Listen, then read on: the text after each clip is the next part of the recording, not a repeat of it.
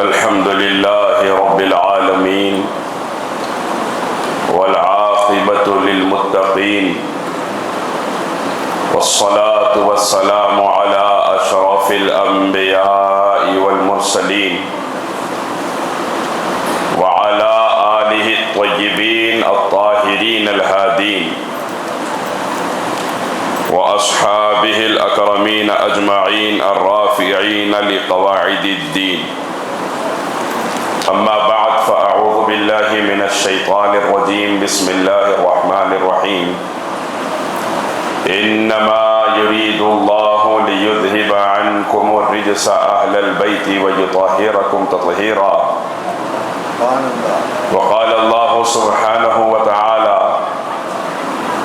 وَلَقَدْ كَتَبْنَا فِي الزَّبُورِ مِنْ بَعْدِ الذِّكْرِ أَنَّ الْأَرْضَ يَرِثُهَا عِبَادِيَ الصَّالِحُونَ. صدق الله مولانا العلي العظيم وصدق رسوله النبي الأمين الكريم ونحن على ذلك لمن الشاهدين والشاكرين. من علينا ربنا إذ بعث محمدا أيده بأيده وأيدنا بأحمدا أرسله مبشرا وأرسله ممجدا صلوا عليه دائما صلوا عليه سرمدا.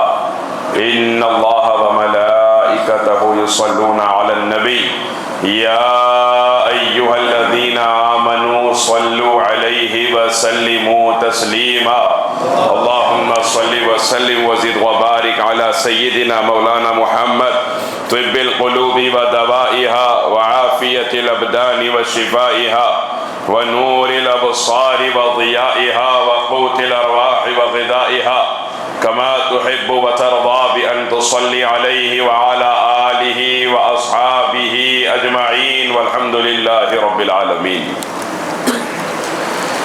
معزز و مکرم قابل صد احترام اولاد حضور غوث الثقلین حضرت مولانا سید احمد نور اللہ حسنی الحسینی قادری صاحب قبلہ دامت برکاتہم العالیہ سجادہ نشین آستان شاہدیہ ٹیکمال شریف، مولانا عبدالکریم غوثوی صاحب حفظہ اللہ تعالی، علی جناب محمود علی اسیر صاحب حفظہ اللہ تعالی، و علماء کرام، سادات کرام، بزرگان عزیز، حفاظ ذوی الاحترام، ارباب طریقت، السلام علیکم ورحمۃ اللہ وبرکاتہ. برادران عزیز، آج کے اس عظیم اجلاس کا جو عنوان ہے وہ ہے عظمت اہل بیت و فیضان حضور غوث الاعظم. حقیقت میں اگر آپ دیکھیں تو یہ دونوں ایک ہی عنوان ہے، کیونکہ غوث الاعظم کا تذکرہ اہل بیت کے تذکرے سے جدا نہیں ہو سکتا، کیونکہ یہ اسی خاندان کا چراغ ہے جس خاندان کو خاندان آل رسول کہا جاتا ہے.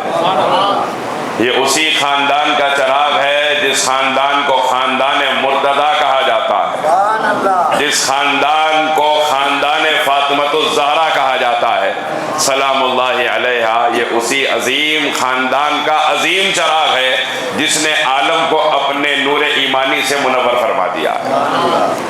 سرکار غوث الثقلین کو جب دیکھے تو دنیا کو یہ خیال پیدا ہوا کہ واقعی میں یہ پھل ایسا شاندار ہے تو یہ پھل کون سے درخت کا ہوگا؟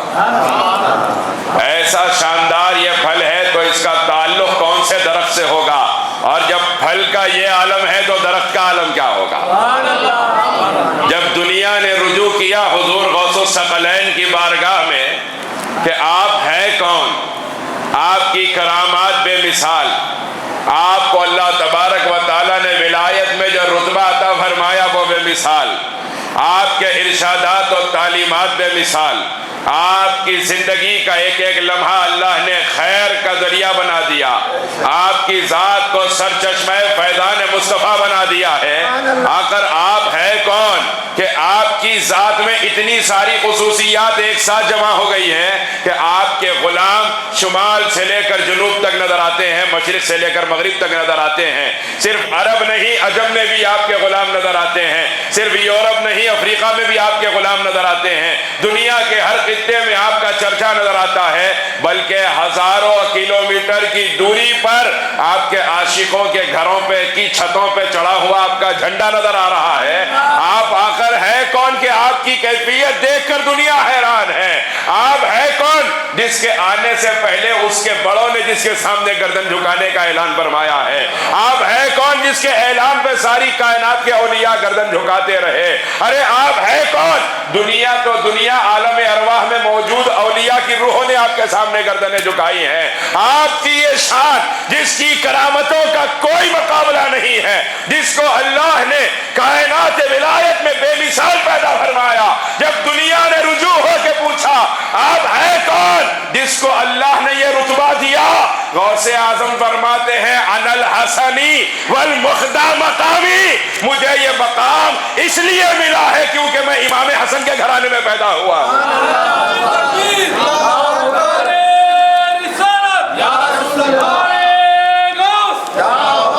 یہ فیضان حسنین کریمین ہیں، یہ فیضان حیدر کرار ہے جس کو دنیا عبد القادر جیلانی کے نام سے جانتی ہے۔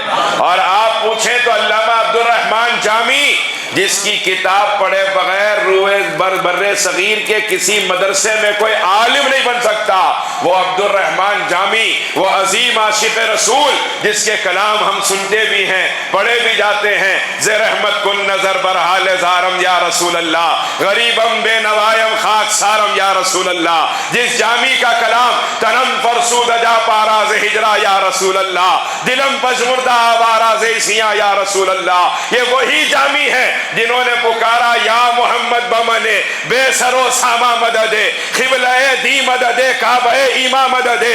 اندازہ کیجئے برادران عزیز، جب اس عظیم الشان عاشق رسول سے پوچھا گیا جس کے بارے میں مصطفیٰ نے بادشاہ کے خواب میں تشریف لا کے فرمایا کہ اگر جامی نے اپنا لکھا ہوا کلام ہماری مزار کے سامنے کھڑے ہو کے پڑھ دیا، خدا پاک کی عزت کی قسم اس کی محبت میں ہم مزار سے باہر تشریف لے آئیں گے۔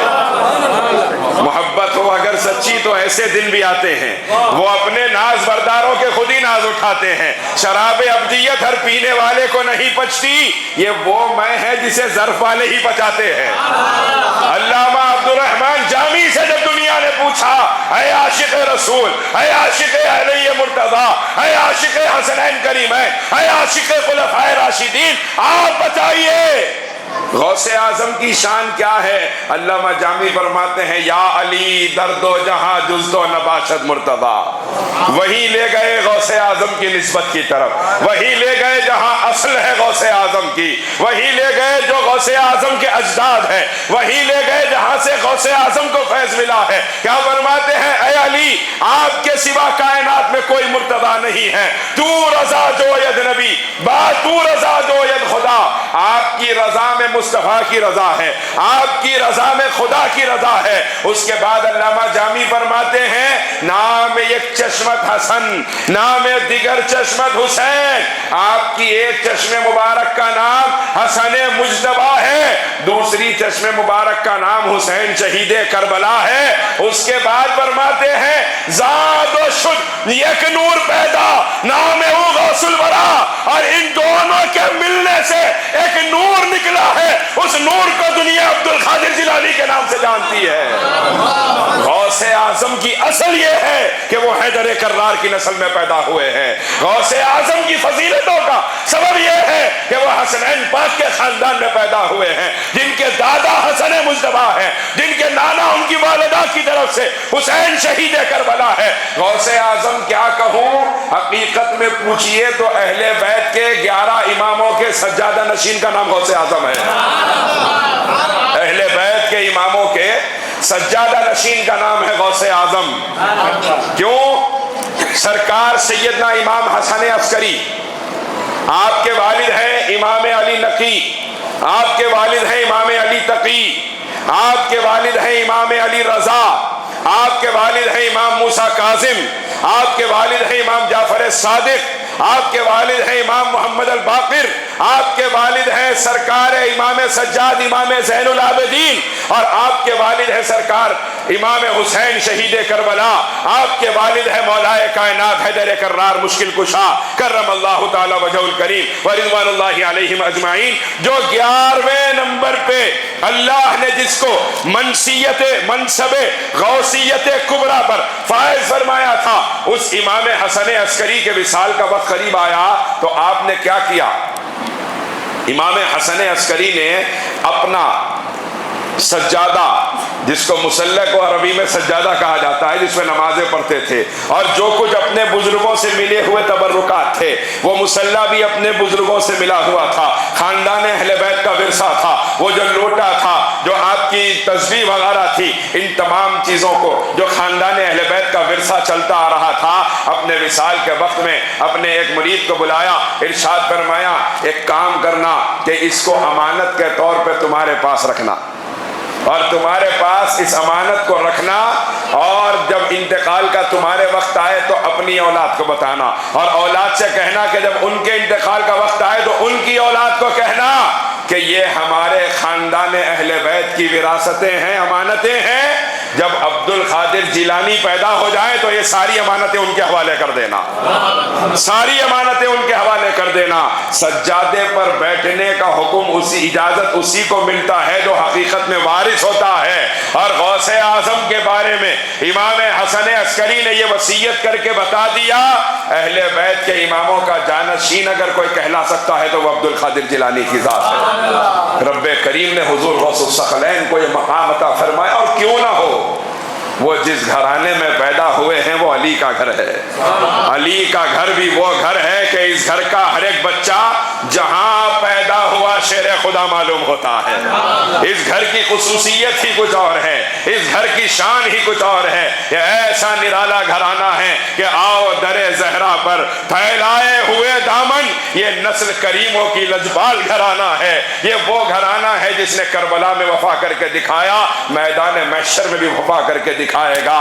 حضرات یہ بات یاد رکھیے، اہل بیت کی عظمتیں بھی سرکار کی وجہ سے ہیں، یہ بات سمجھنے کی، اور اہل سنت کا عقیدہ بتا رہا ہوں۔ آج کل ہو گیا یہ کہ ایسا بتا دے رہے کہ نعوذ باللہ اہل بیت ایک گھرانہ ہے اور اس میں ایک ممبر ہے، ہیڈ آف دا فیملی سرکار ہے، اس طریقے سے پیش کیا جا رہا ہے۔ ایسی بات حقیقت نہیں ہے، حقیقت یہ ہے کہ اہل بیت کی عزت مصطفیٰ کی نسبت سے ہے، صحابہ کی عزت مصطفیٰ کی نسبت سے ہے، صدیق اکبر کی عزت مصطفیٰ کی نسبت سے ہے، فاروق اعظم کی عزت مصطفیٰ کی نسبت سے ہے، عثمان غنی کی عزت مصطفیٰ کی نسبت سے ہے، ارے حیدر کرار کی عزت ہے تو مصطفیٰ کی نسبت سے ہے۔ آج دنیا کہہ رہی ہے فلاں کی وجہ سے عزت ہے، فلاں کی وجہ سے عزت ہے، ہماری عزت کسی سیاست دان کے تلووں کے نیچے نہیں، ہماری عزت کالی کملی والے کے صدقے میں ہے، ہماری عزت ہے تو مصطفیٰ کی نالین کا صدقہ ہے۔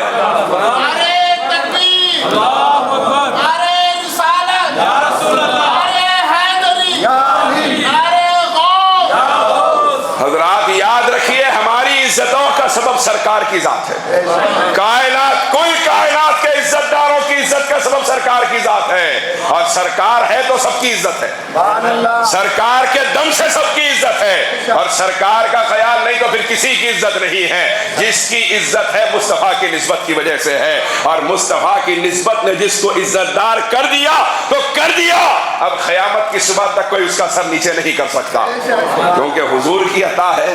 ہم معمولی انسان ہو کر دی ہوئی چیز واپس نہیں لیتے تو رحمت للعالمین دی ہوئی چیز کیسے واپس لیتے ہیں؟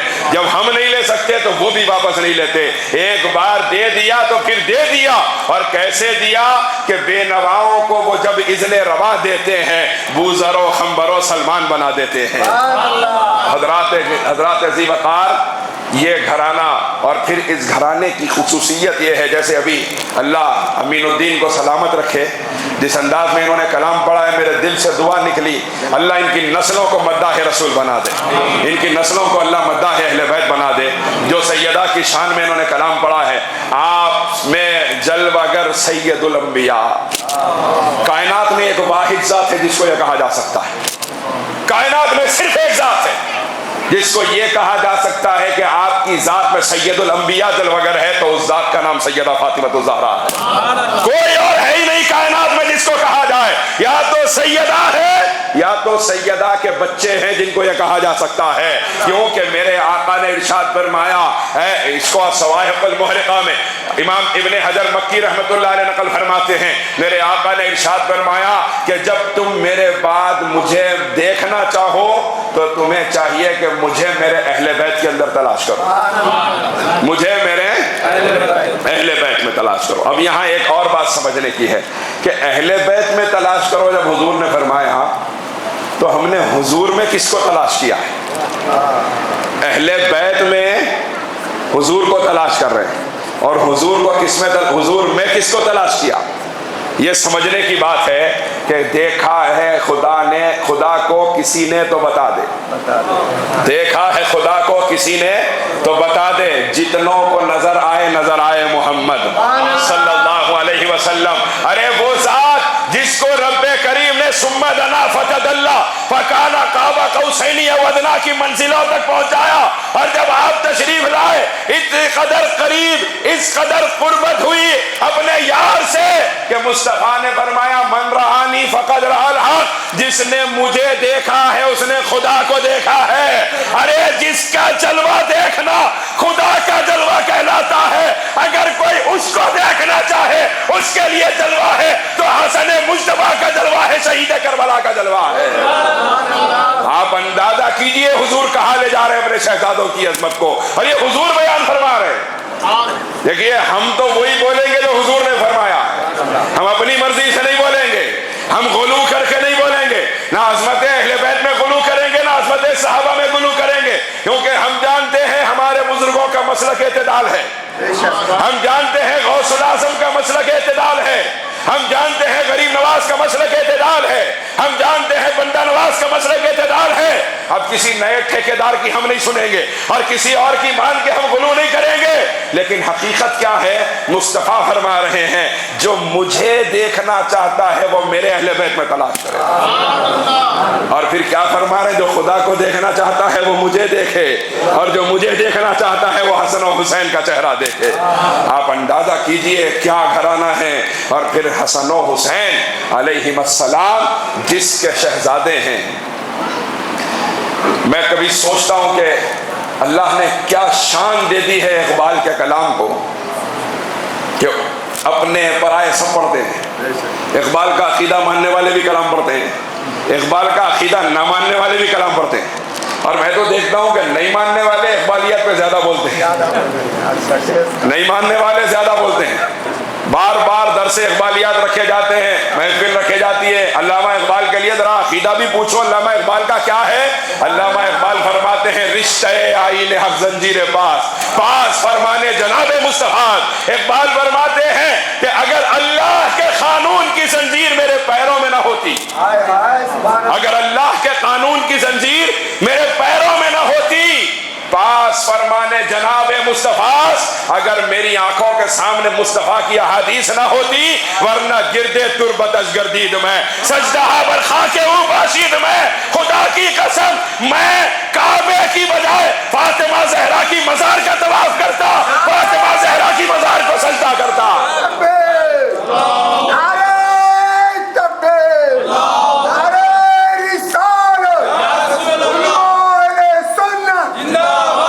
یہ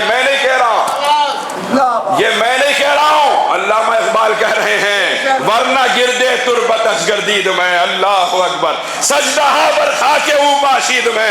اگر شریعت میرے آنکھوں کے سامنے نہ ہوتی میں مزار فاطمہ زہرا کا طواف کرتا، میں مزار فاطمہ زہرا کو سجدہ کرتا۔ اقبال بتا رہے لوگوں تم سمجھتے ہو ہمارے کلام کو عزت ہماری عقل کی وجہ سے ملی؟ نہیں، ہمارے کلام کو عزت سیدہ کی چوکھٹ کی غلامی کی وجہ سے ملی ہے۔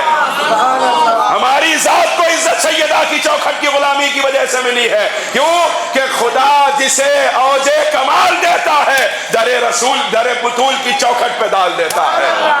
اللہ جس کو عزت دینا چاہتا ہے سیدہ کے بچوں کا غلام بنا دیتا ہے۔ اللہ جس کو سیدہ کے بچوں کا غلام بنا دے وہ یہاں بھی عزت دار ہوتا ہے، موت بھی عزت کی مرتا ہے۔ محشر میں اٹھے گا تو سیدہ کے بچوں کے جھنڈے کے نیچے عزت کے ساتھ اٹھایا جائے گا۔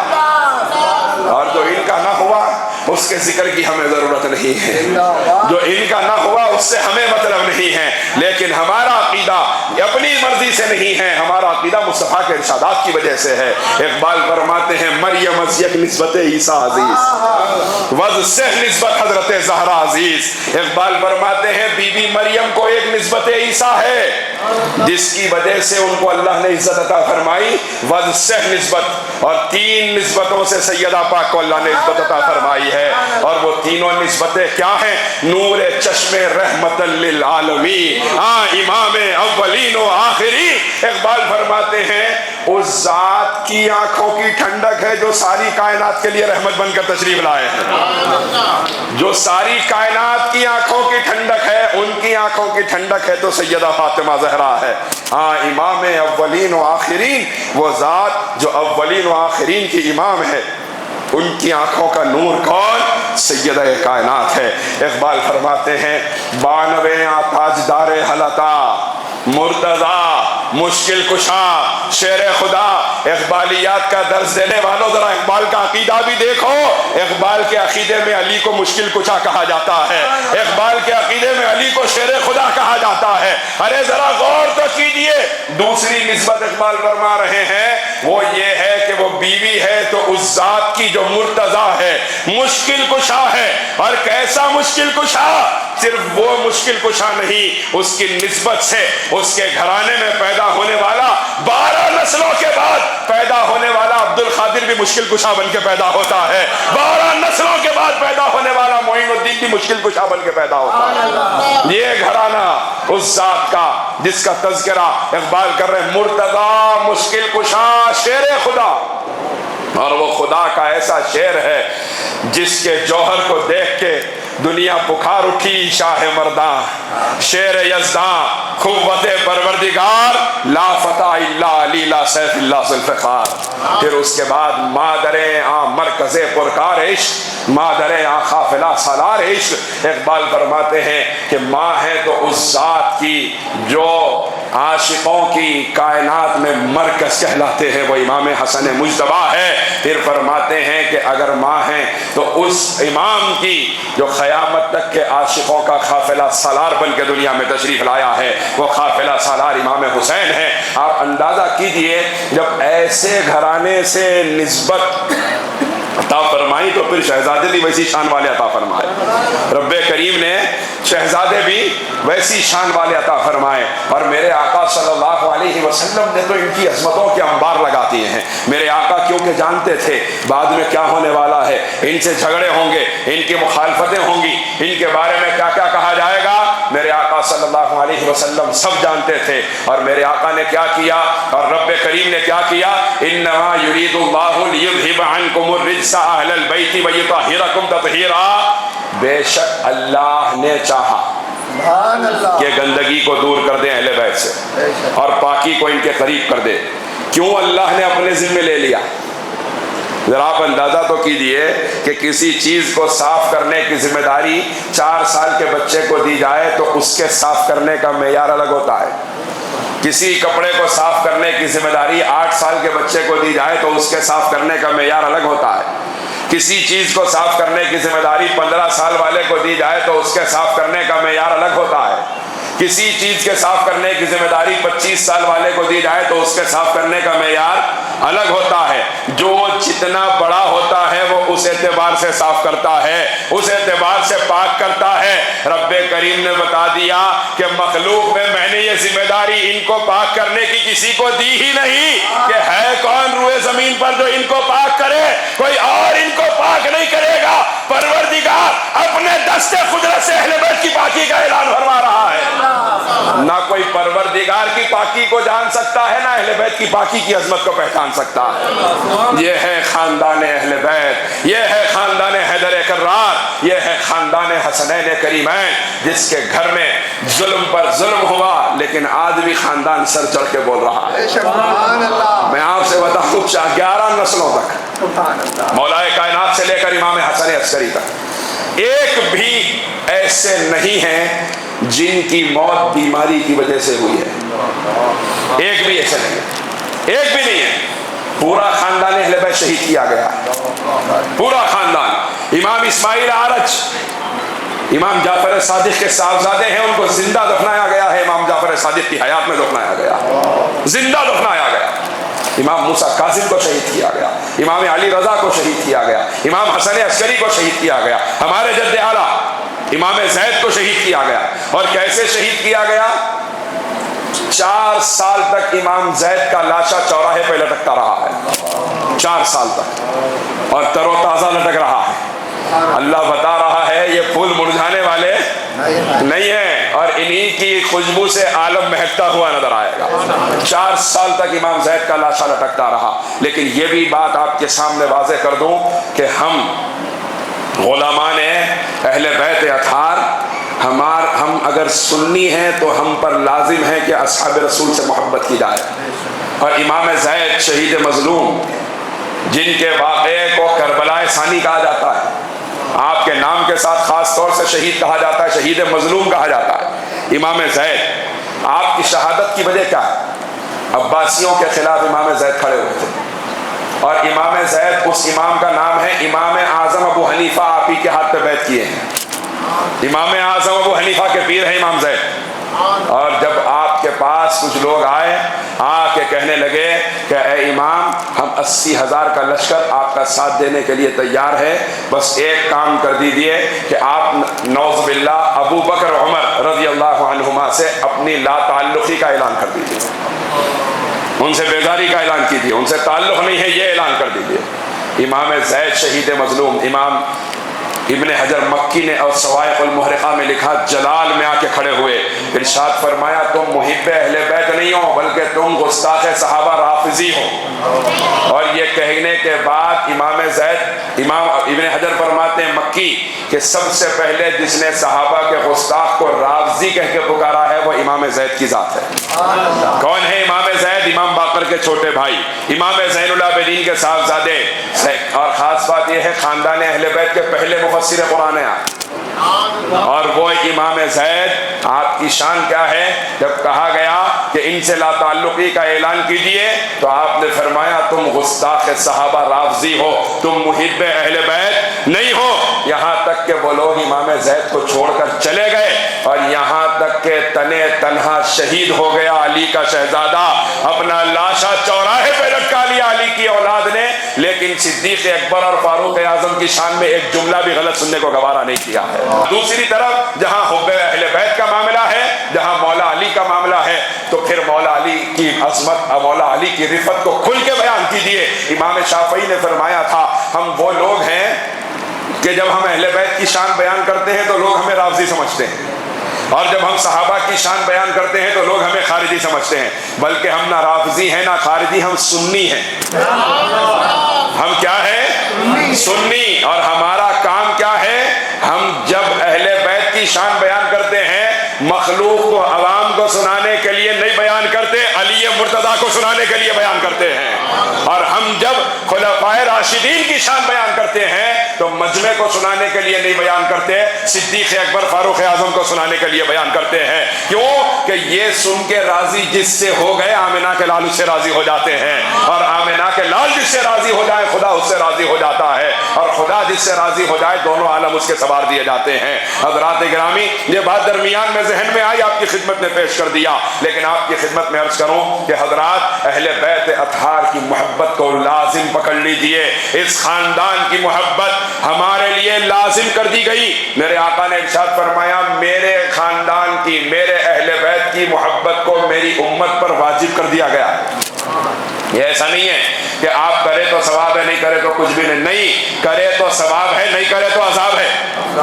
اہل بیت کی محبت کا معاملہ ایسا نہیں ہے کہ آپ نہیں کرے تو کچھ بھی نہیں، کرے تو عذاب ہے۔ اہل بیت سے محبت لازم ہے، اہل بیت کی غلامی کا دم بھرنا لازم ہے۔ کیوں کہ اللہ تبارک و تعالیٰ نے جن کی غلامی جیسے ایسوں کو عطا فرمائی ہے، جو کائنات کے ہر زمانے میں امام بن کے کھڑے ہوئے ہیں، جو کائنات کے ہر زمانے میں مقتدا بن کے کھڑے ہوئے ہیں، اسی گھر کی غلامی کر کے وہ بڑے کہلائے ہیں۔ تو میں آپ کی خدمت میں عرض کروں اہل بیت سے اپنا تعلق مضبوط رکھیے۔ اور جہاں تک بات حضور غوث الاعظم دستگیر کی ہے، حضور غوث الثقلین کی جہاں تک بات ہے، تو پھر غوث اعظم کے کیا کہنے۔ غوث اعظم پہ اللہ نے اہل بیت کا وہ فیضان جاری فرمایا ہے کہ میں آپ کی خدمت میں ایک مثال پہلے عرض کروں، اس کے بعد آپ اندازہ کیجئے غوث پاک پہ کیا کرم ہوا ہے، غوث پاک پہ کیسا کرم ہوا۔ آپ اس بات کو سن کے اندازہ کریں کہ حضرت سلمان فارسی رضی اللہ تعالیٰ عنہ صحابی رسول ہیں، آپ کو سلمان محمدی بھی کہا جاتا ہے، اور حضرت سلمان فارسی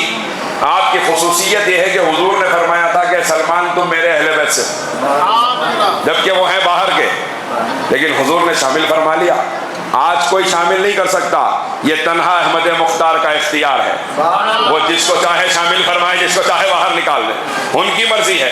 تو رحمت عالم صلی اللہ علیہ وسلم نے ارشاد فرمایا، تھوڑا نماز عشاء کی ہم سحر فجر تک بھی پڑھ سکتے ہیں، مسئلہ بیان کیجیے، شاید صاحب گڑبڑ کریں۔ یہ جو علم کی جو فضیلت ہے ان کو پتہ ہونا چاہیے، اور عشاء فجر تک بھی پڑھ سکتے ہیں، تو ایک بار آپ مسئلہ بیان کیے، شاید وہ لوگ ہم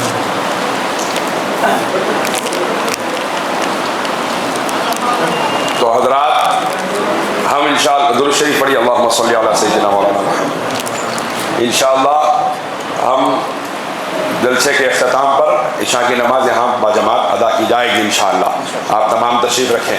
حضرات میں آپ کی خدمت میں عرض کر رہا تھا کہ حضرت سلمان فارسی رضی اللہ تعالیٰ عنہ آپ ارشاد فرماتے ہیں کہ میں حضور پاک صلی اللہ علیہ وسلم کی بارگاہ اقدس میں جب پہنچا، کیونکہ میں فارسی زبان جانتا تھا، تو بہت سے صحابہ گفتگو کرتے تھے آپس میں، تو مجھے پتہ نہیں چلتا تھا کہ کیا گفتگو ہو رہی ہے۔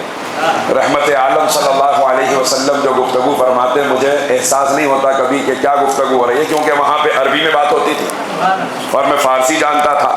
اس کو امام جلال الدین سیوطی نے خصائص کبریٰ میں نقل فرمایا ہے کہ حضرت سلمان فارسی رضی اللہ تعالیٰ عنہ ارشاد فرماتے ہیں کہ میں ایک مرتبہ بیٹھا تھا اسی خیال میں کہ میرے آقا رحمت عالم صلی اللہ علیہ وسلم نے ارشاد فرمایا کہ اے سلمان کیا بات ہے، کس فکر میں بیٹھے ہو؟ تو حضور کے استفسار پر میں نے عرض کیا یا رسول اللہ میں بات کرنا چاہتا ہوں لیکن عربی بات کرنا میرے لیے مشکل ہو جاتا ہے، حضور میں کیسے عربی بات کروں، میں اس کی فکر میں ہوں، میں اس کے لیے بے چین ہوں، مجھے سمجھ میں نہیں آ رہی کہ صحابہ کبھی کیا بات کر رہے ہیں، اس فکر میں بیٹھا ہوں۔ تو میرے آقا نے ارشاد فرمایا، سلمان فارسی فرماتے ہیں، اس کو امام جلال الدین سیوطی نقل فرما رہے ہیں، میرے آقا نے ارشاد فرمایا کہ سلمان اپنا منہ کھولو۔ جب انہوں نے اپنا منہ کھولا تو سرکار نے اپنا لعاب پاک ان کے منہ میں ٹپکایا، حضرت سلمان فارسی کے لعاب پاک ان کے منہ میں ٹپکایا۔ تو حضرت سلمان فارسی رضی اللہ تعالیٰ عنہ کے منہ میں جب لعاب مصطفیٰ پہنچا ہے تو حضرت سلمان فارسی فرماتے ہیں حضور نے جب فرمایا اب بولو تو میں فارسی جاننے والا فصاحت و بلاغت کے ساتھ عربی زبان بولنے لگ گیا۔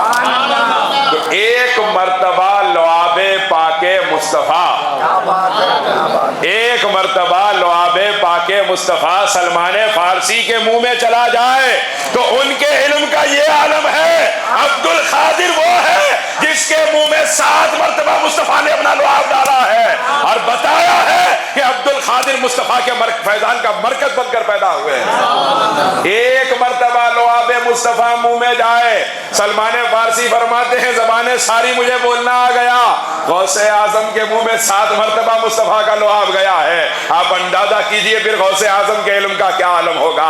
پھر اس کے بعد یہ بھی دیکھیں کہ حضور تشریف لے گئے تو غوث پاک فرماتے ہیں مولا علی تشریف لائے، حضور تشریف لے گئے تو مولا علی تشریف لائے، اور ارشاد فرمایا اے عبد القادر اپنا منہ کھولو۔ جب میں نے منہ کھولا تو 6 مرتبہ لعاب پاک علی مرتضیٰ نے ڈالا اور بتا دیا عبد القادر فیضان نبوت کا بھی مرکز ہے، فیضان ولایت کا بھی مرکز ہے، ایک ہی ذات سے نبوت کا فیضان بھی جاری ہوا ہے اور ولایت کا فیضان بھی جاری ہوا ہے۔ یہ لعاب پاک مصطفیٰ کا فیضان ہے۔ حضرت ابن فتیق فرماتی ہیں ان کی زوجہ، اس کو امام جلال الدین سیوطی نے نقل فرمایا کہ ہم 4 بیویاں تھیں ان کے نکاح میں، اور چاروں بیویاں ہمیشہ یہ ایک دوسرے سے کہتی تھی کہ پتہ نہیں ہمارا شوہر عطر کون سا لگاتا ہے، ہم مہنگے سے مہنگے عطر خریدتے ہیں لیکن وہ خوشبو نہیں آتی جو ہمارے شوہر کے لگائے ہوئے عطر میں آتی ہے، ہمارا شوہر عطر کون سا لگاتا ہے۔ ایک دن چاروں بیویوں نے پکڑ کے کہا کہ ذرا بتاؤ تو صحیح تم عطر کہاں سے لیتے ہو، کبھی عطر نظر نہیں آتا، کبھی عطر لگاتے ہوئے نظر نہیں آتے، لیکن جو خوشبو تمہارے جسم سے آ رہی ہے وہ خوشبو پھر کہیں اور سے نہیں آتی۔ ابن فتیق فرماتے ہیں یہ اب تک راز تھا، آج راز کھول رہا ہوں، اور راز کیا ہے کہ میں ایک مرتبہ بیمار تھا، میرے جسم پہ پھوڑے ہو گئے، میرے جسم پہ پھنسیاں ہو گئی، میں اپنے آقا کی چوکھٹ پہ حاضر ہوا۔ آپ دیکھیں صحابہ ظاہری بیماری کے لیے بھی مصطفیٰ کے در پہ جاتے ہیں، باطنی بیماری کے لیے بھی مصطفیٰ کے در پہ جاتے ہیں، اور بتاتے ہیں 2 جہان کے خزانے دیے ہاتھ میں خدا نے، تیرا کام ہے لٹانا مدنی مدینے والے۔ یہ ذات ہی ایسی ہے، دنیا مانگو دنیا عطا کریں گے، جنت مانگو جنت بھی اسی چوکھٹ سے عطا کر دی جائے گی۔ حضرت ابن فتیق فرماتے ہیں کہ میں حضور کے پاس گیا، اپنی بیماری سنایا، میری بیماری سن کے میرے مصطفیٰ نے فرمایا اپنا جبہ اتارو۔ جب میں نے اپنا جبہ اتارا تو مصطفیٰ نے اپنا لعاب پاک اپنے دستے مبارک میں لیا اور میرے جسم پہ پھیرا جہاں حضور کا دستے مبارک لگتا تھا۔ اگر میں کہوں حضور کے دستے مبارک کو شیخ الاسلام امام انوار اللہ فاروقی نے کیا لکھا، فرماتے ہیں حضور کا دستے کرم اللہ کا دستے قدرت ہے۔ احمد رضا خان فاضل بریلوی رحمۃ اللہ علیہ فرماتے ہیں نائب دستے قدرت پہ لاکھوں سلام۔ اب آپ اندازہ کیجئے کہ میرے آقا صلی اللہ علیہ وسلم اپنا دستے مبارک پھیر رہے ہیں۔ حضرت ابن فتیق فرماتے ہیں جہاں جہاں حضور کا دستے مبارک لگتا تھا میرے پھوڑے پھنسیوں کی بیماری اسی وقت ختم ہوتی چلی گئی، بیماری تو تبھی ختم ہو گئی لیکن لعاب مصطفیٰ کی خوشبو اس دن سے آج تک میرے جسم سے مہک رہی ہے۔ میں آپ سے پوچھوں کہ جب جسم کے اوپر لعاب مصطفیٰ لگ جائے تو جسم مہک رہا ہے، جب وجود کے اندر لعاب مصطفیٰ جاتا ہے تو وجود مہکتا ہوا نظر آتا ہے، اور نہ صرف مہکتا ہے بلکہ اس وجود کے فیضان سے کروڑوں وجود مہکتے ہوئے نظر آ رہے ہیں، اور وہ وجود حضور غوث الثقلین کا ہے جس کے منہ میں 7 مرتبہ مصطفیٰ نے اپنا لعاب پاک ڈالا ہے۔ میں آپ سے عرض کروں کہ حضور پاک علیہ السلام کا بول مبارک جس صحابی نے پیا، امام شافعی فرماتے ہیں ان کی 7 نسلوں کو میں نے دیکھا۔ بول مبارک آسان کر دوں جس کو ہم پیشاب کہتے ہیں، ایک صحابی نے پی لیا، امام شافعی فرماتے ہیں ان کی 6 نسلوں کو میں نے مکے میں دیکھا ہے، ان کی نسل میں جو بچہ پیدا ہوتا تھا اس کے جسم میں ایسی خوشبو آتی تھی جو دنیا کے کسی بھی عطر میں نہیں آ سکتی ہے۔ جب بول مصطفیٰ کسی کے منہ میں جائے تو اس کی خوشبو کا یہ عالم ہے، لعاب مصطفیٰ جس کے منہ میں جائے اس کی خوشبو کا عالم کیا ہوگا۔ اور اس فیضان کے مرکز کو دنیا عبد القادر جیلانی کے نام سے جانتی ہے، اس فیضان کے مرکز کو دنیا غوث الثقلین کے نام سے جانتی ہے، جس کے بارے میں عاشق نے کہا چوں محمد درمیان انبیاء غوث الاعظم درمیان اولیاء۔ جس طرح انبیاء کی کائنات میں کوئی مصطفیٰ کے جیسا نہیں ہے، اولیاء کی کائنات میں کوئی بھی غوث الورا کے جیسا نہیں ہے۔ اللہ نے غوث الورا کو بے مثال پیدا فرمایا، بے مثل و بے مثال بنایا ہے کائنات ولایت میں۔ ہم ان کی کرامتیں آج بیان کرتے ہیں، اگرچہ کہ میں سمجھتا ہوں کرامتوں سے زیادہ تعلیمات بیان کرنی چاہیے، کرامتوں سے زیادہ تعلیمات بیان کرنی چاہیے، کیونکہ فائدہ امت کو ہوگا تو تعلیمات کے بیان کرنے سے ہوگا۔ لیکن میں ایک بات یہ بھی عرض کروں کہ اب کرامتوں کے معاملے میں لوگ مذاق اڑانے لگے ہیں، کرامتیں سنائی جائے تو لوگ کہتے ہیں کہ بھئی یہ کیسا ہو سکتا ہے، یہ تو سمجھ میں نہیں آ رہا۔ یہ ایسا کیسا ہو سکتا، یہ سمجھ میں نہیں آ رہا، یہ کیسا ہو سکتا، یہ میری سمجھ میں نہیں آ رہا۔ جناب جو سمجھ میں نہیں آتا ہے اسی کو کرامت کہا جاتا ہے۔ سبحان اللہ۔ جو سمجھ میں آ جائے وہ کرامت کیوں کہلائے؟ جو سمجھ میں آ جائے وہ کرامت کہلائے؟ انگلی سے چاند کے 2 ٹکڑے کرنا سمجھ میں نہیں آتا تبھی تو معجزہ ہے۔ سبحان اللہ۔ سمجھ میں نہیں آتا تبھی تو معجزہ ہے۔ جو سمجھ میں آ جائے وہ نہ معجزہ ہو سکتا ہے نہ کرامت ہو سکتا ہے۔ جو سمجھ میں نہ آئے وہی کرامت ہے، اور نہ سمجھ میں آنے کے بعد سمجھدار بندہ مان لے وہ مومن ہے، نہ سمجھ میں آنے کے بعد بھی سمجھدار مان لے وہ مومن کہلاتا ہے۔ میں آپ کی خدمت میں عرض کروں کہ اگر آپ نے کسی سے کہا کہ بھائی جاؤ، بیٹے سے آپ نے کہا اپنے والد کو اٹھاؤ، وہ سو رہے ہیں، اب بیٹا اٹھانے لگا، جا کے باپ کو اٹھا رہا ہے، اٹھا دیا، باپ نیند سے جاگ گیا، کھڑا ہو کے آ گیا، آپ دیکھ کے کہنے لگے واہ کیسا بہترین بیٹا ہے، کیا کرامت ہے تمہاری کہ تم نے باپ کو نیند سے اٹھا دیا۔ یہ کرامت ہے؟ باپ کو نیند سے اٹھانا کرامت ہے؟ ارے آپ سے پوچھ رہا ہوں، بولیے، باپ کو نیند سے اٹھانا کرامت ہے؟ بیوی نے شوہر کو نیند سے اٹھا دیا، یہ بیوی کی کرامت ہے؟ شوہر نے دوست کو اٹھا دیا نیند سے، اس کی کرامت ہے؟ نیند سے اٹھانا آپ نے کہا واہ کیا بڑی کرامت ہے، کیا بہترین کرامت ہے، تم نے اپنے باپ کو نیند سے جگا دیا، یہ کرامت ہے۔ حضرات نیند سے سونے والے کو اٹھانا کرامت نہیں کہلاتا، کرامت یہ ہے کہ مردہ سامنے پڑا ہو ٹھوکر مار کے کہا جائے عبد القادر حکم دے رہا ہے کھڑا ہو جا، وہ اٹھ کے کھڑا ہو جائے، اس کو کرامت کہا جاتا ہے۔ جو سمجھ میں نہ آئے وہی تو کرامت کہلاتا ہے۔ جو ہر کوئی کر سکے وہ کرامت کیسے ہوگی؟ جو اللہ کا ولی کر کے دکھائے وہ کرامت ہے، جو اللہ کا نبی کر کے دکھائے وہ معجزہ کہلاتا ہے۔ حضرات عزیز، حضرات گرامی، میں آپ سے عرض کروں کہ ایک صاحب کو، نظر صاحب کو نور اللہ حسینی صاحب نے فرمایا ذرا جا کے پانی لے کے آؤ۔ وہ گئے، جا کے پانی کا بوتل لائے، لا کے پلا دیے۔ معراج ہاشمی صاحب دیکھ کے بولنے لگے واہ کیا بڑی کرامت ہے، پانی لے کے آ کے پلائے، کیا بڑی کرامت ہے۔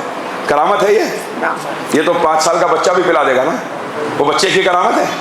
پانی پلانا کرامت ہے، گلاس میں پانی مانگا جائے تو گلاس میں پانی بھر کے لا کے پلانا کرامت ہے۔ ارے گلاس میں پانی مانگا جائے تو گلاس میں پانی بھر کے کوئی بھی لا سکتا ہے، وہ پلانا کرامت نہیں۔ کرامت تو یہ ہے کہ مرید کے ہاتھ میں کاسا دیا جائے اور کہا جائے انا ساگر سے کہنا معین الدین نے اسی کے اندر بلایا ہے، اور پورا انا ساگر کاسے میں اتر کے آ جائے، اس کو کرامت کہا جاتا ہے۔ کرامت تو اس کو کہا جاتا ہے۔ پانی گلاس میں بھر کے لانا کرامت کیا ہے؟ نیند سے سونے والے کو جگانا کرامت کیا ہے؟ کرامت تو وہ ہوتی ہے جو انسانیت کو سمجھ میں نہ آئے اور اللہ کا ولی اپنے ہاتھوں سے کر کے دکھا دے، اس کو کرامت کہا جاتا ہے۔ حضرات گرامی، میں آپ سے عرض کروں، کسی صاحب کا انتقال ہوا، کوئی بہت بڑے مولانا کو بلایا گیا، آئے مولانا نماز جنازہ پڑھا دیے۔ اب سارا مجمع کہنے لگا کیا پیاری نماز جنازہ پڑھائے، کیا کرامت ہے، آپ نے نماز جنازہ پڑھا دی، کتنی بڑی کرامت ہے۔ روزانہ ہزاروں جنازے ہو رہے ہیں، دنیا بھر میں لاکھوں لوگ مر رہے ہیں، لاکھوں جنازے ہو رہے ہیں، تو کیا نماز جنازہ پڑھانا کرامت ہے؟ نماز جنازہ پڑھانا کرامت ہے؟ ویسے تو ہر پڑھانے والا صاحب کرامت ہو جائے گا۔ نماز جنازہ پڑھانا کوئی کرامت؟ کسی کا انتقال ہو جائے، گئے نماز جنازہ پڑھائے، اس کی نماز جنازہ پڑھانا کرامت نہیں ہے۔ کرامت تو یہ ہے کہ چہرے پہ نقاب لگا کر نماز پڑھانے والا آئے اور اپنی خود کی نماز جنازہ پڑھا کے سلطان کلیر صلاح الدین مخدوم صابر کلیری دکھائے کہ فنا کیا ہوتا ہے اور بقا کس کو کہتے ہیں، یہ کرامت کہلاتا ہے۔ میں آپ سے عرض کروں، دوسرے کا جنازہ پڑھانا کرامت نہیں، اپنا جنازہ پڑھانا کرامت کہلاتا ہے۔ نعرہ تکبیر، نعرہ رسالت، نعرہ حیدری، نعرہ غوث، سادہ بندہ نواز۔ آج دنیا یہ سمجھ رہی ہے کہ ہم جو کرامتیں سنا رہے وہ ایسے ہی ہیں۔ ارے اللہ نے کرامت سنائی ہے اپنے ولیوں کی، قرآن پاک میں اصحاب کہف کی کرامت سنائی ہے، قرآن پاک میں حضرت آصف بن برخیہ کی کرامت اللہ نے پڑھ کے اللہ نے سنائی ہے، اور اللہ بتا رہا ہے جب پروردگار عالم کرامت سنا رہا ہے تو ہمارا کرامت سنانا کیسے گناہ ہو سکتا ہے؟ ہمارا محبوبوں کی کرامت سنانا بدعت نہیں، پروردگار عالم کی سنت ہے۔ یہ پروردگار عالم کی سنت ہے جو ہم اپنے آقاؤں کی کرامتیں بیان کر رہے ہیں۔ اور حضور غوث الثقلین کی کون سی کرامت بیان کی جائے، جن کی زندگی کا ہر لمحہ اللہ نے کرامت بنا دیا ہے، جن کا اٹھنا بیٹھنا کرامت کرامت ہے، جن کا گفتگو فرمانا کرامت ہے، وہ گفتگو فرماتے ہیں تو فرماتے ہیں میں اپنی مرضی سے نہیں بولتا، میں بیٹھ کے بول رہا ہوں اپنی مرضی سے بول رہا ہوں، یہ بولیں اپنی مرضی سے، آپ بولیں اپنی مرضی سے، یہ کرامت نہیں ہے۔ کرامت یہ ہے کہ بولنے والے کی زبان سے نکلے مجھے میرا اللہ حکم دیتا ہے عبد القادر بول تو میں بولتا ہوں، اس کو کرامت کہا جاتا ہے۔ ہم بھی کھا رہے ہیں، ہمارا کھانا کرامت نہیں، کرامت تو یہ ہے کہ عبد القادر کھا، اعلان کیا جائے تو میں کھاتا ہوں، حکم ہوتا ہے عبد القادر سو جا تو میں سو جاتا ہوں، قسمیں دے دے کے کھلاتا ہے پلاتا ہے تجھے پیارا اللہ تیرا، چاہنے والا تیرا، واہ کیا مرتبہ اے غوث بالا تیرا، اونچے اونچوں کے سروں سے ہے قدم اعلیٰ تیرا۔ حضرات گرامی، یہ کون ہے غوث اعظم؟ اپنے زمانے میں خلفائے راشدین کی صفات کا مرکز ہے عبد القادر جیلانی۔ تمام خلفاء کی صفات کو اللہ نے جس میں جمع فرما دیا، اور یہ کون بیان فرما رہے ہیں؟ حضور غریب نواز بیان فرما رہے ہیں، سرکار غریب نواز بیان فرما رہے ہیں، در صدق ہما صدیق وسیع، در عدل و عدالت چو عمری، اے کان حیا عثمان منشی مانند علی با جود و سخا، یا غوث معظم نور خدا مختار نبی مختار خدا۔ غریب نواز فرما رہے ہیں کہ صداقت آپ کی دیکھو تو صدیق اکبر کی صداقت یاد آتی ہے، عدالت آپ کی دیکھو تو فاروق اعظم کی عدالت یاد آتی ہے، آپ کی حیا دیکھو تو عثمان غنی کی حیا یاد آتی ہے، آپ کی جود و سخا دیکھو تو حیدر کرار کی سخاوت یاد آ جاتی ہے، عبد القادر کو دیکھو تو کل خلفائے راشدین کا جلوہ نظر آ جاتا ہے۔ اور اسی لیے تو عاشق نے کہا تھا تو اپنے وقت کا صدیق اکبر غنی و حیدر و عادل ہے یا غوث، وہ کیا جانے گا فضل مرتضیٰ کو جو تیرے فضل کا جاہل ہے یا غوث، تو نے فرمایا کہ جو چاہے مانگو رضا تجھ سے تیرا سائل ہے یا غوث۔ حضرات گرامی، حضور غوث الثقلین کو اللہ نے کل خلفائے راشدین اور کل ائمہ اہل بیت اطہار کی صفات حمیدہ کا مرکز بنا کر پیدا فرمایا ہے۔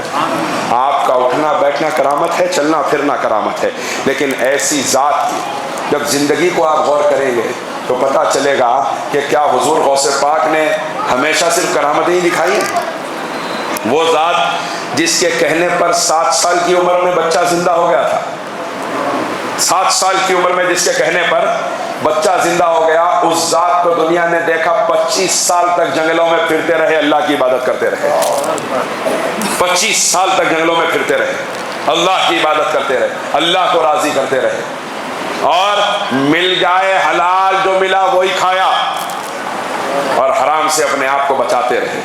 آپ اندازہ کیجئے آج ہمارے پاس حرام مال بڑی آسانی سے آ جاتا ہے، جھوٹ بول کے حرام کھا جاتے ہیں، سود پہ پیسہ کھا جاتے ہیں، فائنانس پہ پیسہ لے کے کھا جاتے ہیں، سود کے اڈوں پہ مسلمان کھڑے نظر آتے ہیں، حلال دیکھے نہ حرام دیکھے میرا پیٹ بھر گیا بس ہے، سگے بھائی بہنوں کے پیسے کھا جاتے ہوئے نظر آتے ہیں۔ اچھا بعض تو وہ ہے جو غلط کر رہے ہیں مگر اس کو نام دوسرا دے دیتے، دے کے کیا کرتے، نہیں نہیں ایسا نہیں ہے، ایسا کر کے نکل گیا۔ یہ شیطان کا وہ حربہ ہے جس کی وجہ سے بنی اسرائیل کو برباد کر دیا گیا تھا۔ قرآن پاک نے پورا واقعہ بیان کیا ہے۔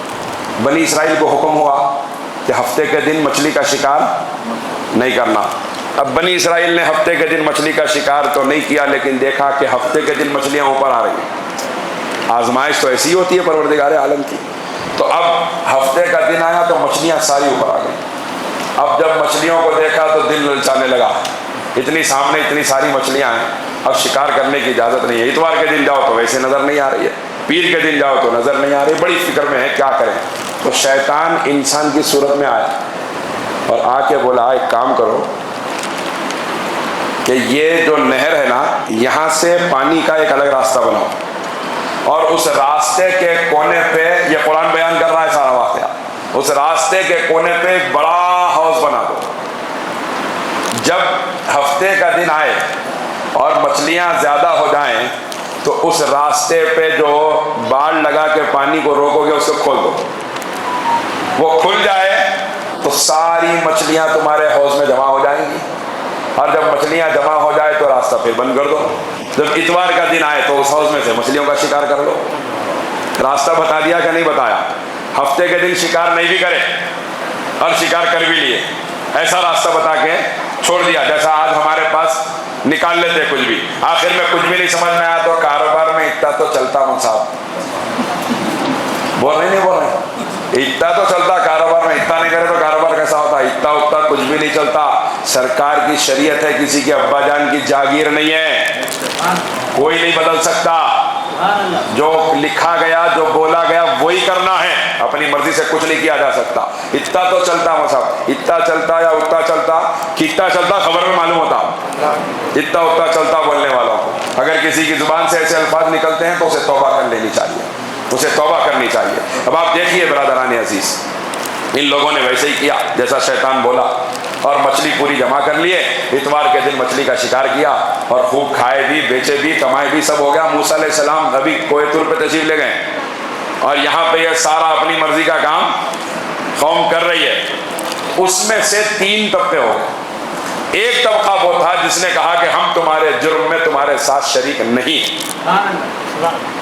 لہذا تم اگر اللہ کی نافرمانی کرو گے تو تم سے ہمارا کوئی تعلق، تم اگر حرام کھاؤ گے تو ہم تمہارا کھانا نہیں کھائیں گے، تم سے خرید و فروخت بھی نہیں کریں گے، لہذا اب تمہاری مرضی ہے. ان لوگوں نے کہا نہیں، ہم تو اپنا طریقہ نہیں چھوڑیں گے. تو ان لوگوں نے جو شدت کے ساتھ کھڑے ہوئے تھے، اپنے اور ان کے درمیان میں دیوار کھڑی کر دی. دیوار کھڑی کر دی کہ بھائی تم تمہاری جگہ رہو، ہم ہماری جگہ. تم اگر پیغمبر کی نافرمانی کر رہے ہو، حرام کھا رہے ہو، ہم تمہارے ساتھ نہیں ہیں. یہ بات طے ہو گئی. ایک دوسرا طبقہ تھا جو یہ کہتا تھا کہ ایسا مت کرو، لیکن تعلقات برابر برقرار رکھتا تھا. انہی کے ساتھ کھاتے تھے، انہی کے ساتھ اٹھتے بیٹھتے تھے، اسی دیوار کے ادھر طرف رہتے تھے. ادھر بھی آتے جاتے تھے، ادھر بھی آتے جاتے تھے، دونوں طرف، آدھا تیتر آدھا بٹیر، دونوں طرف آتے جاتے تھے. تو ہوا کیا کہ ایک دن یوں ہوا، قرآن پاک بیان کر رہا ہے کہ جب وہ لوگ صبح میں اٹھے جنہوں نے دیوار بنا لی تھی، جو گناہ سے بچے ہوئے تھے، وہ ایک دن صبح میں اٹھے، شام ہونے کو آئی، دیکھا کہ وہاں سے کوئی ادھر آیا نہیں ہے. جب جا کے ان لوگوں نے دیکھا تو منظر کیا تھا کہ اللہ نے پوری قوم کو بندر بنا دیا تھا. حرام کمائی کی وجہ سے، حرام کھانے کی وجہ سے، حرام لقمے کی وجہ سے اللہ نے پوری قوم کو بندر بنا دیا. اب پوری قوم بندر بن گئی. اچھا، اس میں وہ لوگ بھی بندر بن گئے جنہوں نے گناہ کیا، اور وہ بھی بندر بن گئے جنہوں نے گناہ نہیں کیا لیکن گناہ کرنے والوں کو برا بھی نہیں کہا. گناہ کرنے والوں کو برا نہیں کہا، وہ بھی بندر بنا دیے گئے. 3 دن تک قوم بندر بنی رہی، اور اسی حالت میں ساری قوم نے دم توڑ دیا، ساری قوم ختم ہو گئی. آپ اندازہ کیجئے، حرام کا لقمہ انسان کو بظاہر اس وقت بندر بنایا تھا، اور آج باطن میں انسان کیا کیا بن رہا ہے حرام کو کھا کے آپ اندازہ نہیں کر سکتے. وہ جو اہل نظر ہیں وہی جانتے ہیں کہ کون سے انسان کی صورت میں کون سا جانور جا رہا ہے.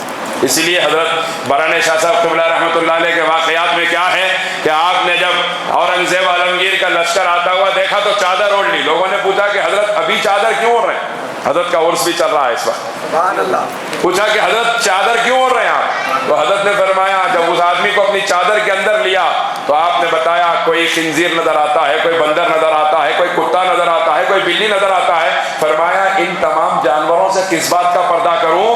2 انسان نظر آ گئے ہیں، ان 2 انسانوں کو دیکھ کے پردہ کر رہا ہوں. جب اس دیکھنے والے نے دیکھا تو 2 انسان نظر آئے. فرمایا انسانوں سے پردہ کر رہا ہوں، جانوروں سے کیسا پردہ کروں؟ وہ 2 انسان کون ہیں؟ وہ حضرات یوسفین ہیں، نام پلی میں جن کا آستانہ یوسف بابا شریف بابا کے آستانے کے نام سے مشہور ہے. تو حضرات گرامی، جو اہل نظر ہے وہ جانتے ہیں کہ کون سے انسان کی صورت میں کون سا جانور گھوم رہا ہے. آج ہم تو اپنے آپ کو انسان سمجھ رہے، اس لیے ایک بزرگ نے فرمایا تھا، انسان نہیں انسان نما لوگ باقی رہ گئے. انسان جیسے لگنے والے لوگ باقی رہ گئے. انسانیت ختم ہو چکی ہے، انسانیت کی موت ہو چکی ہے، انسانیت دفن ہو چکی ہے.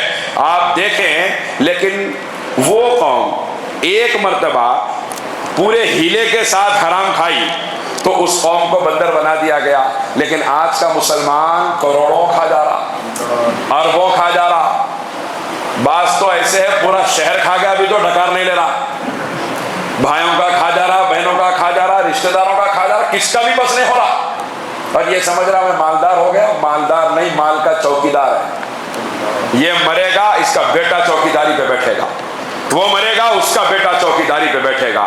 تو آپ اندازہ کیجئے برادران عزیز کہ وہ ایک مرتبہ گناہ کرے تو ان پہ عذاب آ گیا. آج کا مسلمان ایسے لاکھوں گناہ ملا کے کر رہا ہے، تب بھی عذاب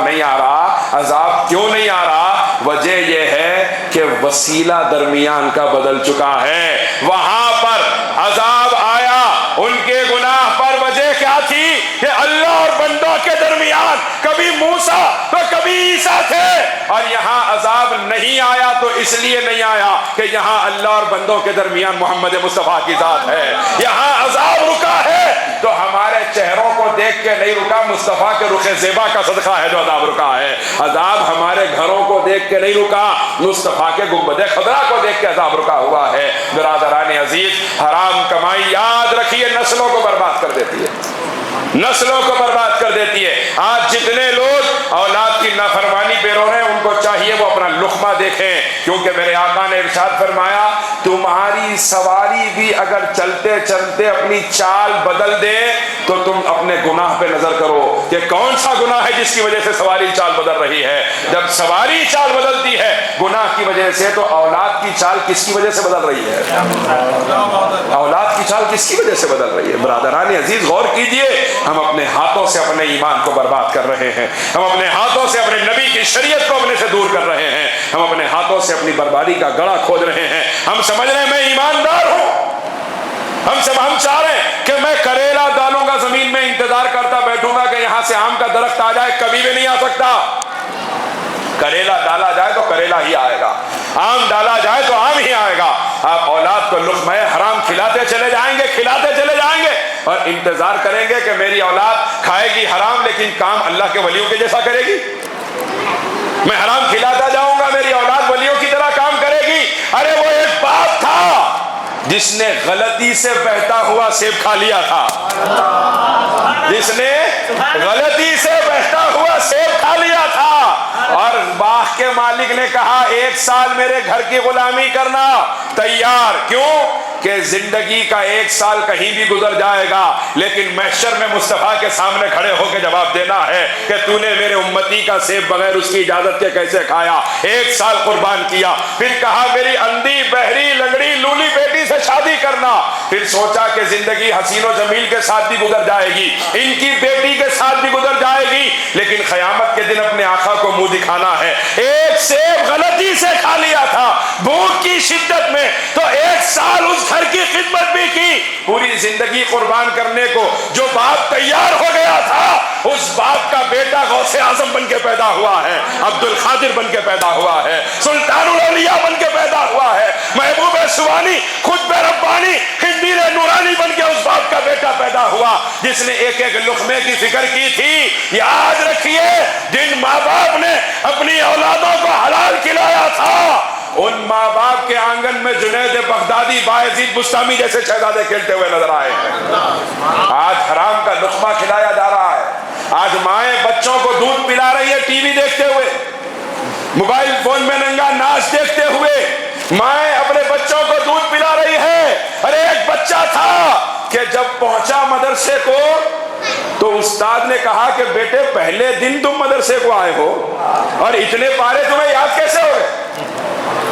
क्योंकि जवाब दिया 16 पारे मुझे याद इसलिए हो गए क्योंकि मेरी माँ 16 पारों की हाफिज है। जब वो मुझे दूध पिलाया करती थी तो वो पारे पढ़ती रहती थी, मुझे दूध पिलाया करती थी। उस पारों के पढ़ने की बरकत से अल्लाह ने मुझे भी 16 पारे याद करवा दिए हैं। और वही वो शहजादा है जिसकी माँ ने दूध पिलाते हुए जिसको कुरान पढ़ के सुनाया और जो पहले से 16 पारों का हाफिज बन के जाहिर हुआ, उसी शहजादे को दुनिया फरीदुल हक वल मिल्लत वद्दीन, बाबा फरीदुद्दीन गंडे शकर के नाम से जानती है। जिसकी एक नजर को दुनिया निजामुद्दीन महबूब इलाही कहती है तो दूसरी नजर को दुनिया अलाउद्दीन साबिर कलियरी के नाम से जानती है। हजरात, आप अंदाजा करें, हम चाहते हैं हमारे घरानों में नेक औलाद निकले, कैसे निकलेगी? हमारे घरानों में जो औलाद बदतमीज पैदा हो रही है, हमारे बच्चे जो नौजवानी के आलम में आवारा हो रहे हैं, कौन जिम्मेदार है? माँ बाप का खिलाया हुआ लुक़्मा हराम जिम्मेदार है, माँ बाप की तरबियत का गलत अंदाज इसका जिम्मेदार है। तो खुदा के लिए गौसे आजम के मनहज को मत भूलिए, ना गौसे आजम के अकीदे के मनहज को भूलना है, ना गौसे आजम की तालीमात के तरीके को भूलना है। और गौसे आजम की तालीमात क्या है? हलाल खाओ, किसी पे जुल्म मत करो, हराम का एक लुक़मा मत खाओ। और याद रखिए, झूठ बोल के खाया आपने जुल्म किया, जिसको झूठ बोला उस पर जुल्म किया। سود کا پیسہ کھایا آپ نے ظلم کیا ہے، کسی کی تکلیف میں اس کا پیسہ دبا کے کھایا آپ نے ظلم کیا ہے۔ ایک مرتبہ حضور غوث الثقلین جلوہ بار ہیں اور آپ کی خانقاہ میں بادشاہ آیا، ابو المظفر مستحسن باللہ بادشاہ وقت، حضور غوث پاک کی خانقاہ میں آیا اور آ کے کہنے لگا کہ پیرانے پیر میں چاہتا ہوں کہ کوئی کرامت دکھائیے۔ پیرانے پیر نے ارشاد فرمایا ٹھیک ہے بیٹھو۔ آپ نے دستے مبارک کو دراز فرمایا، آپ کے دستے مبارک میں 2 سیب آئے، ایک سیب آپ نے اپنے ہاتھ میں رکھا، ایک سیب اس کو عطا فرمایا۔ جب آپ نے سیب کاٹا تو اس میں سے خوشبو بھی آ رہی ہے اور بہترین رنگ کا وہ سیب ہے، اور جب وہ سیب آپ نے اس کو دیا، اس نے بھی کھایا، آپ نے بھی کھایا۔ اس کے بعد فرمایا اب تیری باری ہے، اب تیری باری ہے، تو اپنا سیب کاٹ جو میں نے تیرے ہاتھ میں دیا ہے۔ جب اس نے سیب کاٹا تو اس میں سے بدبو بھی آ رہی تھی، کیڑے بھی نکل رہے تھے۔ تو اس نے کہا پیرانے پیر بات سمجھ میں نہیں آئی، آپ نے سیب کاٹا تو اتنا اچھا تھا، میں نے سیب کاٹا تو اتنا خراب ہو گیا، سبب کیا ہے؟ غوث پاک نے فرمایا یہ دونوں بھی پھل جنت سے آئے تھے، یہ دونوں بھی سیب کہاں سے آئے تھے؟ جنت سے آئے تھے، لیکن تیرے ظلم والے ہاتھ لگنے کی وجہ سے جنت کے پھل میں بھی کیڑے پڑ گئے ہیں۔ تیرے ظلم والے ہاتھ لگنے کی وجہ سے جنت کے پھل میں کیڑے پڑ گئے۔ آپ اندازہ کیجئے جن کے ظلم کی وجہ سے جنت کے پھل میں کیڑے پڑ جاتے ہیں، وہ ظالم خبروں میں جائیں گے تو کیا خبروں میں کیڑے نہیں پڑیں گے؟ ان کی خبروں میں کیا حال ہوگا؟ برادران عزیز، خدا کے لیے ہمیں اپنی خبر کی فکر کرنی ہے، مجھے اپنی موت کی فکر کرنی ہے۔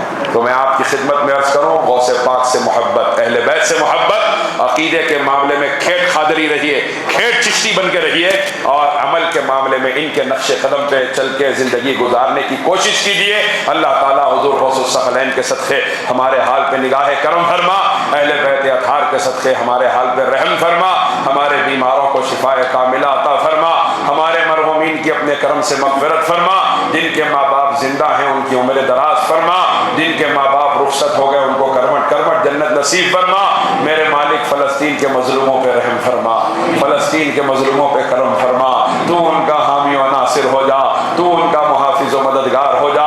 دنیا کے جس خطے میں تیرے محبوب کی امت پریشان ہے، میرے مالک تو مددگار ہو جا، تو کرم فرما دے، تو رحم فرما دے۔ ہم گناہ گاروں کو مت دیکھ، اپنے محبوب کے رخ زیبا کا صدقہ عطا فرما، اپنے محبوب کے آستانے کے در و دیوار کا صدقہ عطا فرما۔ آمین یا الہی، دعا ازمن گردت قبول است فعل پنجتن، بہر غوث اعظم و خواجہ خواجگان زمن، از فعل بندہ نواز سلطان و خواجہ دکن، لی خمسۃ اطفی بہا ہر والوباء الحاطمہ، المصطفى والمرتضى وابناہما والفاطمہ، وآخر دعوانا الحمد للہ رب العالمین۔